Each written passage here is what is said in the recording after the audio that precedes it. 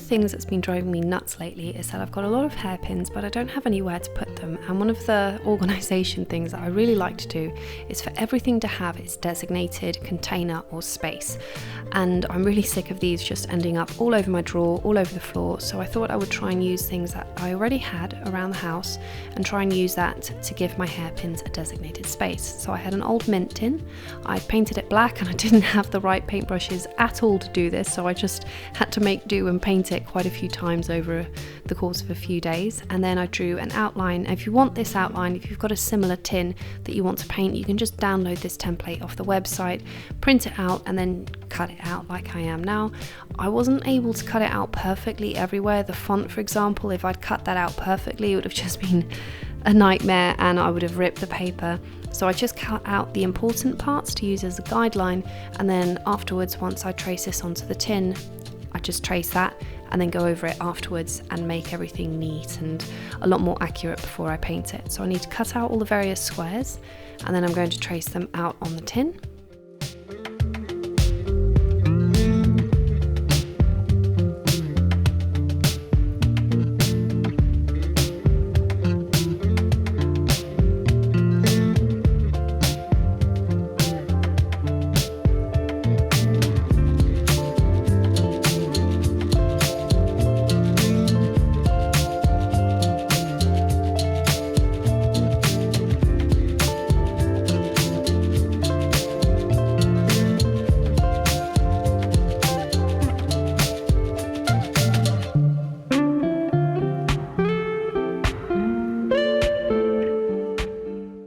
Now that I've got everything outlined, I just need to paint it, and for both of these I'm going to be using Frenchic paints, but you can use whatever paint that you want. These are just the ones that I have at the moment and the ones that I really like, so that's what I'm using. It's one of the things I like to do with all these challenges.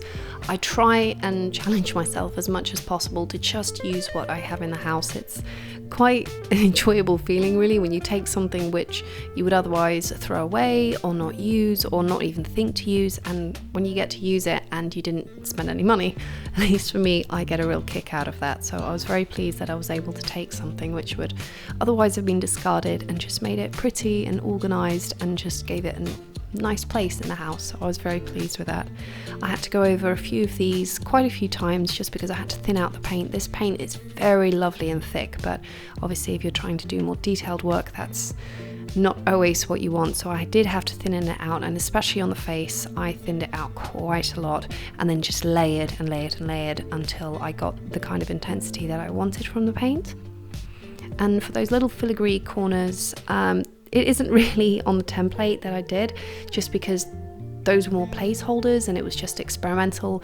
With any kind of filigree, I don't like to plan it out too much. I like to just make dots, connect them together and make everything look nice and swirly. But if you want some good examples, just go onto things like Pinterest, and there are tons and tons of examples, even some which will give you step-by-step guides if you want something which is either a little bit more Edwardian or Victorian or Art Deco, and then that way you can pick the kind of design that you want. But after I'd done all that, this is how the tin looked, and now I finally have somewhere organised and pretty looking to keep all my hairpins.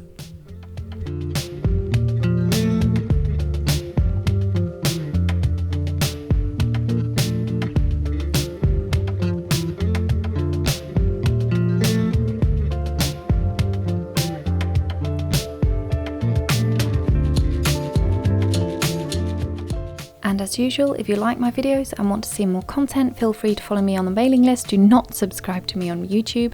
That way you get everything sent directly to your email, and I'll have a new video for you soon.